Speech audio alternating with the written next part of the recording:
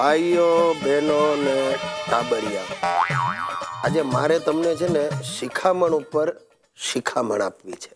શિખામણ બધાને આપવી ગમે છે, કારણ કે શિખામણનું છે ને જુલાબ જેવું છે. આપવું સહેલું, પણ પોતે લેવાનું આવે ત્યારે ખબર પડે શું થાય. આ મારા પાનના ગલ્લે એવા નવરા ઊભા હોય છે, બધા મંડળી જમાવીને કામ આખાની પંચાયત કરે, બધાને વગોવે. નથી યાર, આ સરકારમાં દમ નથી ને સરકાર ચલાવતા જ નથી આવડતી. કેટલી મોંઘવારી! આ પેટ્રોલના ભાવ જુઓ, આસમાને ગયા. ગેસના ભાવ વધી ગયા, ડુંગળીના ભાવ વધી ગયા. અરે બાપા, આમાં જીવવું કઈ રીતે? આવી બધી વાતો કરતા જાય ને સાથે સાથે પાનના ઓર્ડર આપે. તમાકુનું પાન મોંઘું, દાટ, ગાલના ગલોફામાં દબાવી દે. મારે આ બધાને કેવું છે કે ભાઈ, આ પાનના ગલ્લે ને કેટલી વાળા પાસે ઉભા રહીને આવી બધી પંચાયત કરવી સહેલી છે, પણ તમે તમારી જાતની ચિંતા ક્યારે કરી છે? આ તમાકુ ને ગુટકા ખાવ છો, એની શું અસર થવાની છે એ તમે જાણતા નથી? કેન્સરના શિકાર બની જશો, મરવાના વાંકે જીવવાના દાડા આવશે અને તમારું કુટુંબ દુખી થશે. એની ચિંતા કરો ને. નહીં સમજે તો ભાઈ, ગુજરાતી માણસ છે ને ભાઈ.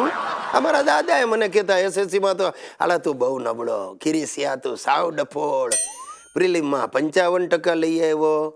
મેં કહું પણ દાદા, તમે 7મી ચોપડીમાં ઉઠી ગયા હતા એનો વિચાર કરો ને. સુશીલાએ મને વારે વારે કે, તમે શું દાડ મારો છો? ઓફિસમાં જઈને એવી રીતે શું તો ફોડો છો? 2-4 લીટા માર્યા ને તમારું કામ થઈ ગયું. અમારી જગ્યાએ બેસીને જુઓ કેટલી વિશેષો થાય છે.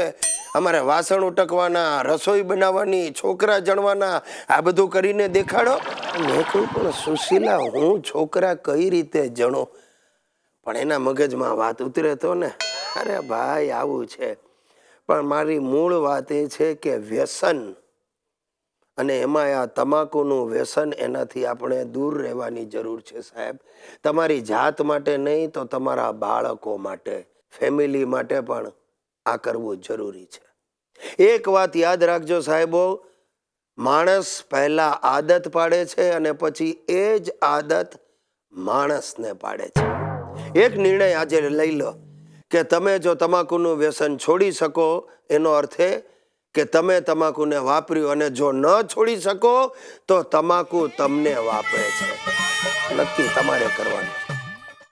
મિત્રો, મારે છાપામાં એક ટચુકડી જાહેર ખબર આપવી છે. ફાધરની એક્સચેન્જ ઓફર. મારે મારા સિરિયસલાલ બાપાને બદલાવવા છે. થાકી ગયો છું ભાઈ. રોજ નવા નવા અખતરાઓ કરે છે ને મને ખાડામાં ઉતારે છે. તમે નહીં માનો, હમણાં છેલ્લા 1 અઠવાડિયાથી એમણે એક્ટિંગના ક્લાસીસ શરૂ કર્યા છે. બોલો. ગિરીશ બેટા, મેં હવે મુંબઈ જઈને રહેવાનું નક્કી કરી નાખ્યું છે. કેમ? ગુજરાત સરકારે તડીપાર કર્યા? અરે ચૂપ! આ નાના નાના ખાબોચિયામાં બહુ દિવસો કાઢ્યા. હવે મુંબઈના મહાસાગરમાં માલવું છે. Very good. આતંકવાદીઓ પણ મુંબઈના મહાસાગરથી જ અંદર ઘૂસ્યા હતા. એ તો તું હવે મોટા મોટા આખા દેશમાં મારા હોર્ડિંગ જોઈશ ને ત્યારે તને ખબર પડશે. હોલ્ડિંગ? વોન્ટેડ ના? અરે ચૂપ! સિરિયલના. સિરિયલ? હા, અરે થોડા દિવસ પહેલા મેં ઓલી નવી સિરિયલ માટે ઓડિશન આપ્યું હતું ને, એમાં હું સિલેક્ટ થઈ ગયો છું. એમ? કઈ ચેનલ બંધ કરાવશો? અરે નવી ચેનલ શરૂ થાય છે, નામ છે એનું 55. 55? હા, એમાં વડીલોના જ કાર્યક્રમો આવવાના છે અને એમાં હું સિલેક્ટ થઈ ગયો છું. અરે એ ચેનલની 3800 રૂપિયા ફી પણ મેં ભરી દીધી છે. 3800 રૂપિયા તમે ફી ભરી દીધી? આ 55 નામની કોઈ ચેનલ આવવાની નથી. તમે આ બધા ઉધામાં બંધ કરો બાપુજી.